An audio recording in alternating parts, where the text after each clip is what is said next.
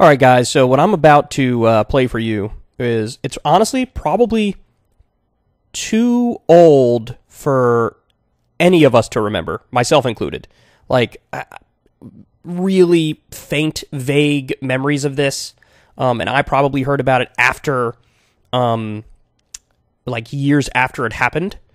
So this is the rapper Cameron debated Bill O'Reilly. And it's about, the influence of rap culture, hip-hop culture on kids and all that. And you're going to see a lot of the debates that were happening. This had to be back in, the mid-2000s. A lot of the debates that were happening back then are kind of similar to debates that happen now. You have cultural conservatives who insist of the corrupting influence of, Hollywood culture, movies, music, etc. And you have people who are more liberal or on the left who argue, that it's really your responsibility to raise your kids how you see fit, and you try to keep the train on the tracks. It's not up to society. Society can have entertainment for all types of people, including adults, and we shouldn't be authoritarian in trying to crack down on that or ban that or push it to the corner because we're afraid of how the children are going to, react to it. So I wanted to watch this as sort of a legendary classic interview here. I don't know how many of you have seen this, but it's a lot of fun, so let's dive into it. Thanks for staying with us. I'm Bill O'Reilly in the Impact segment tonight. Last week, the principal of John Reynolds Elementary School in Philadelphia, Salome Thomas L., told us he believes gangster rap music is extremely harmful to his inner city students. So we decided to get Grammy-nominated Cameron, who raps about pimping and bitches, and among other things, and rap producer Damon Dash. Raps about pimping and bitches and other things. This is already golden. Co-founder of Rockefeller Records, together with Mr. Thomas L., who joins us now from Philly. And here they all are. Now we're going to have a nice, intelligent discussion here, gentlemen, and I'm going to moderate this discussion. Pimping and bitches. Yeah, Pimping and bitches. You got it in your record, Purple Haze, right here. But anyway. You've got it in your record, Purple Haze, right here. We've heard Bill O'Reilly say pimping, bitches, and purple haze within the first 40 seconds of this video. That is glorious. Let Mr. Thomas L. direct his questions, and then you guys can answer, and you can ask him questions or whatever you want. Go ahead, sir. Yes, good evening, gentlemen. Hey, how are you? Good. I'm a big fan of yours. I grew up on hip-hop. Thank you, I'm a little older, so, I was a Run DMC fan, KRS-One. Yes, sir. But I'm always promoting the positive of rap. I mean, Jay-Z's an excellent example of someone who's has started his own label, who's an entrepreneur. So always promoting that with my young people. But I spoke to some students today in preparation for our conversation tonight, and they were just so excited about the fact that I would be conversating with you guys, but also began to talk about the impact of the rap business on our young people, and many of them talked about how they understand that it's to sell records and it's for promotion, but there are many young people who are affected by the lyrics, by the example, the videos. They talked about how Ludacris, many of them knew about a video that Ludacris has where there are strippers and lap dances and those kinds of things, and these are 11, 12, 13-year-old students who are very aware of what goes on, and I was just wondering. By the way, notice how Fox News is running B-roll of, like, women's asses and stuff. This was always their performative contradiction of, like, we're so outraged and offended by this, and go ahead and show it on screen and show it over and over and over and over. So that does sort of undermine their concern over it, because if it's so bad and if it's so wrong, you probably shouldn't be rolling it as B-roll, right? Because there's some kids who are sitting there, their parents are watching Fox News, and they're 12 years old or whatever, and that pops up on screen. So shouldn't you, if you're really consistent in your concern here, shouldn't you not show it or, like, blur it out or something? What your thoughts were on whether you thought you really had an impact on the lives of young people, and whether you thought it was negative or positive. Cameron, why don't you go ahead? At the end of the day, yeah, you got an influence on it, but so do movies. Like with me, I'm just an author. So what I do is I write what goes on in the ghetto. I'm not a liar. So if what I tell you goes on in my album, that's what goes on in the streets of Harlem. Now I'm like a reporter. You look at the news, you don't get mad at the person reporting the news. A lot of influence, I think, go to movies. A lot of people. Wow. All right. So that it started out as a good point, but then when he says, like, a lot of the problem is movies, no, because then the same standards would apply to the movies that apply to you. You could say, look, this is my experience, so I'm rapping about it. I have a right to do that. Fair enough. Well, movies have a right to make whatever sort of fictional display they'd like, or nonfiction display. So I don't like the sort of deflecting and, hey, let's talk about movies, But I like the point of, hey, this is my experience, and so I'm allowed to talk about my experience. I'm not going to censor my experience to appease cultural conservatives. Look at the movies and then they react. The kids that killed them kids and where was that thing? Like Columbine. Yeah, you feel what I'm saying? I don't think they were listening to rap at all. I think that was more like a Marilyn Manson jump off, you know, like. What if an 11-year-old kid imitates you, Cameron? What if he uses 4-letter words and he develops a lifestyle based upon the street? He gets tattooed. He gets all this. Okay, yeah. Well, let me just say, and then you can jump in. Do you feel badly about that? No, I don't.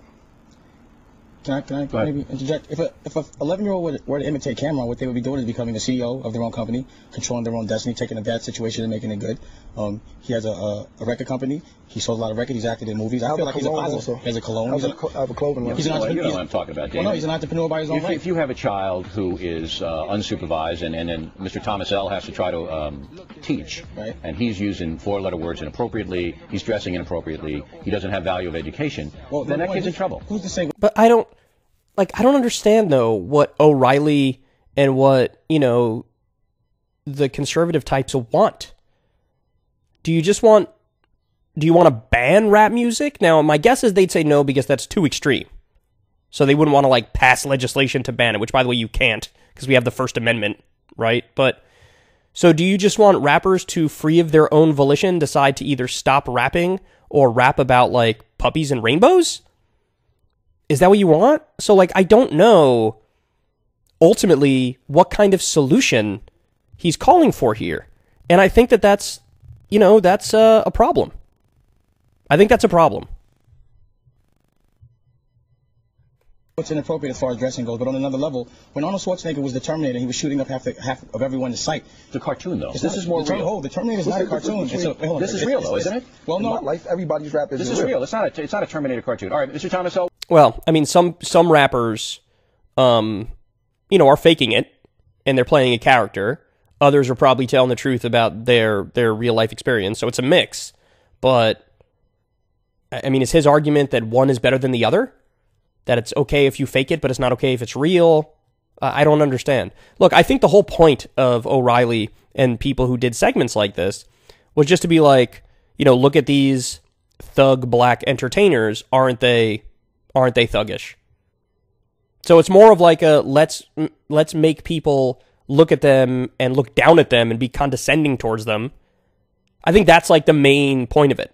I don't think he's interested in any sort of solutions, in other words. What else do you want to ask these guys? You didn't let me finish that. That wasn't very fair. All right, go ahead. Well, let Mr. Dash finish. Now, we're talking about the good governor of California. That's right. And I'm telling you his movie's a cartoon, whereas his rap stuff is real life. But you said if there's hold on, Ken. If there's an unsupervised child, how is he to know whether it's real or not? How is he to determine what's real and what's not real? Who's to supervise him? All right. Do you think that the Terminator movies are just as damaging or more so than gangster rap? I would have to say being that there's a visual and being there's no explanation to him. And being visuals on these rap videos, too, though. But what I'm saying is it's glorified. There's no justification for all the shooting that goes on. So if he's reporting what goes on around the street, he's a product of his environment. Not to say him, but he's reporting what is a product of his environment. How is that wrong for him to report that? Gentlemen, let's be honest.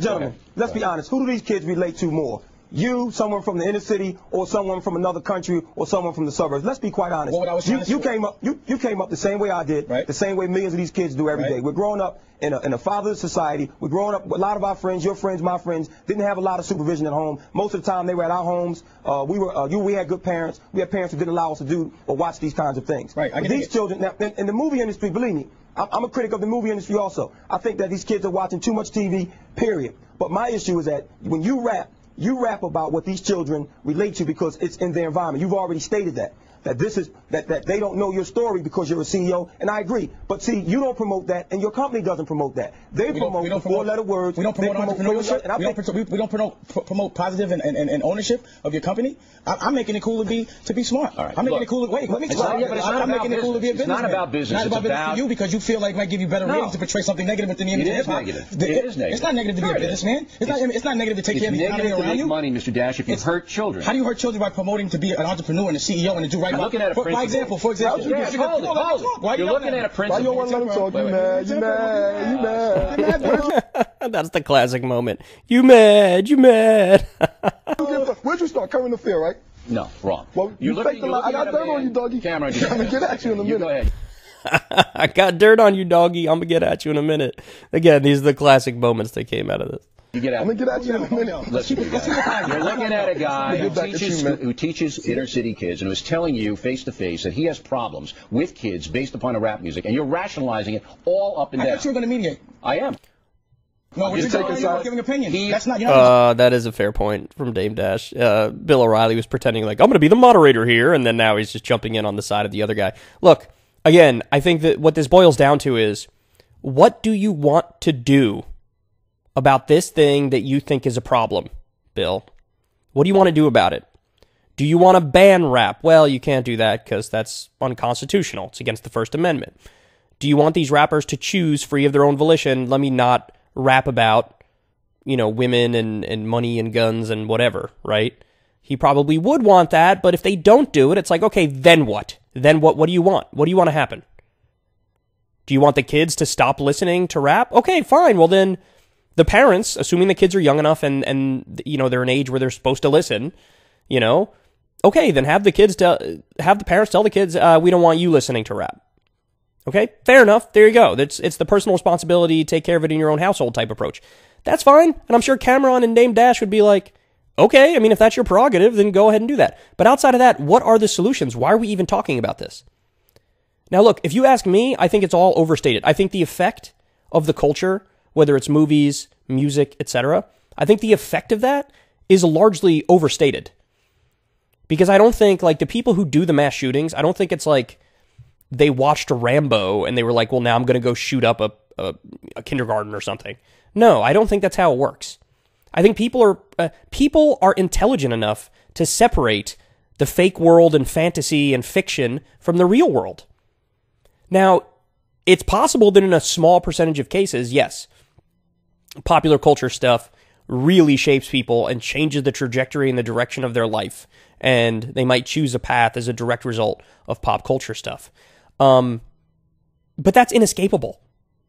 That's inescapable. And there's no way to fix that problem short of a full authoritarian takeover of popular culture where it no longer is popular culture. It's like mandated, top-down, authoritarian, contrived culture. Some sort of Christian conservative Leave It to Beaver enforced nonsense. So again, I don't even really understand the point of this conversation. It appears to me like Bill O'Reilly just wants to be like, look at these Black Thug rappers. Aren't they terrible? Like, that's what it comes down to. That's the whole point for his audience. I can give my opinion. Bill. It's my program. Bill, now it's your program. Bill. Yeah, it's my program. Bill, come on, Bill. We'll have the dash factor some other time. I have the dash factor. Gentlemen, I got a question for Cameron based on what you just said. Come on, let's keep it civil. This is civil. Wait a minute, Mr. Raymond. Now, look, if the principal tells you that there are children in his school, Cameron, who are being adversely affected by your music, do you care? I care, but you got to talk to their parents. What if they don't have good parents? Why are they in school? They have to have parents to be in school. Somebody send them to school. No, they don't have good parents. Listen, if that's the case, homeboy, whoever's in my own television, you need to have parent-teacher conferences with your students. Whether it's their aunt, their cousin, their sister, somebody send these kids to school. They're not 11 years old staying home by themselves. Yeah, so I actually think this is a good response from him. He's like, look, if you don't like my music, fair enough. That's the job of the parents to talk to the kids and to work out the rules and enforce them. I think that's perfectly fair. I do. Because, like, we can't stop having adult-like entertainment because kids exist, and some of them might get into it too early. By that logic, you'd want to ban pornography, which I think is super authoritarian, and you definitely shouldn't do that, right? But by their logic of like, oh my God, what about the kids? You could get rid of all adult, entertainment. You have to get rid of whatever. Gambling's another example. No more casinos. Get rid of that too, because, some kids exist and maybe one of them will start gambling young because their parents aren't watching them closely enough, and it starts with dice in the alley, and the next thing you know, oh my God, they're selling their house or they're losing their house in a bet. Like, you can't, sort of cushion everything in society because children exist. And that's Cameron's point. I think that's fair. You can't go home and talk to these students and you need to have more parent-teacher conferences if you have a problem with your students. Right, let him reply. Let him reply. Go ahead. Let him reply. Okay. Mr. Thomas, I'll reply. That was a good point, Cam. Thank you. Right. Actually, no, it's an excellent point. But actually, you are talking to these students because they listen to you every day. See, you are. So I got more influence than their parents. That's a problem. No. That's a problem. That is a problem. So you need that parents-teacher conference because these are your students. You feel me? I can't come, if you want me to come to your school and talk to your students, I can do that. No, I don't. No, I don't. Listen. He just offered to go to his school and talk to the kids. The guy should be like, yeah, come tell them that, like, you know, I'm a 1 in a million. I'm a rapper, and like, don't take this stuff too literally. It's entertainment. You know, he could do something. He could talk to them and say that. That'd be big of him to do that too. And he did seem like he genuinely offered it there. Go ahead. You have to talk to your parents. You're cutting me off, sir. You're mad. Go ahead, Mr. Thomas. Go ahead. No. What I'm saying to you is that you're making millions of dollars off of these kids. How you know Same kids that you're now denigrating. That's not fair. You're making millions of dollars off of these kids. No, he's making millions of dollars being a rapper and talking about his own experiences. Is he not allowed to do that?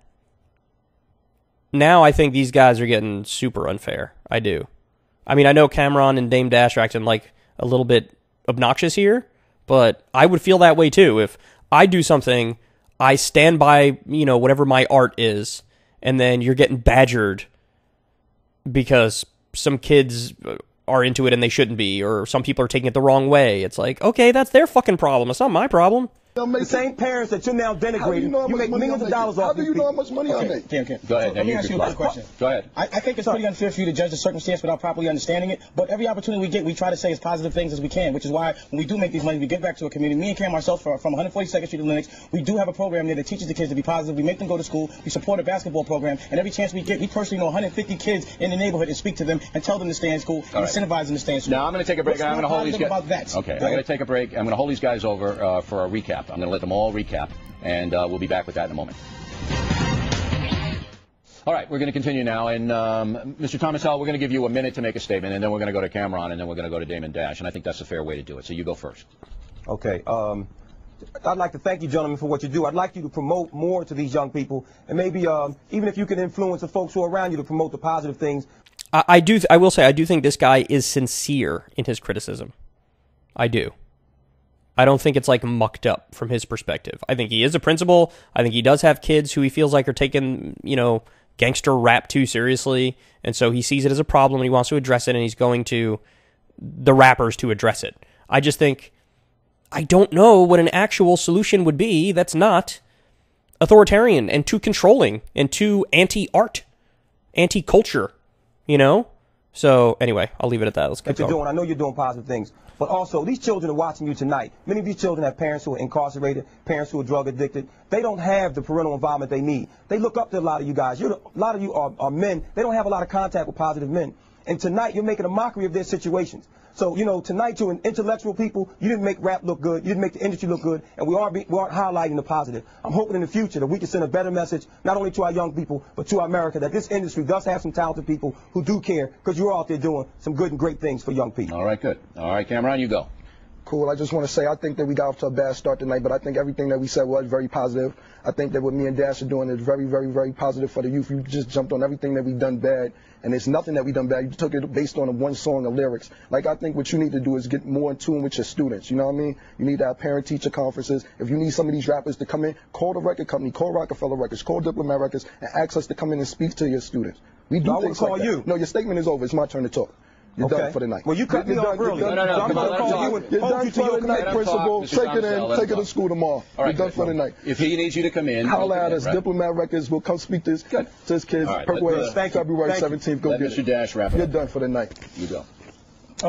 Going along with Cameron said, I think a lot of what we said was positive and informative. It's kind of obvious that maybe you don't understand that everything affects everything, whether it be movies, books, literature, a reporter on television. And if you're going to promote anything, I would think that to the culture, to the kids that are watching, you would promote the positive aspect of it. So if you know there is negative in something, try to find the positive as opposed to always talking about the negative. That's the thing I don't understand why we critique so hard within hip-hop. No one talks about the jobs we create. No one talks about the things we do within our community. And no one talks about the businesses. The jobs we create. Come on. That is funny. Come on, Damon.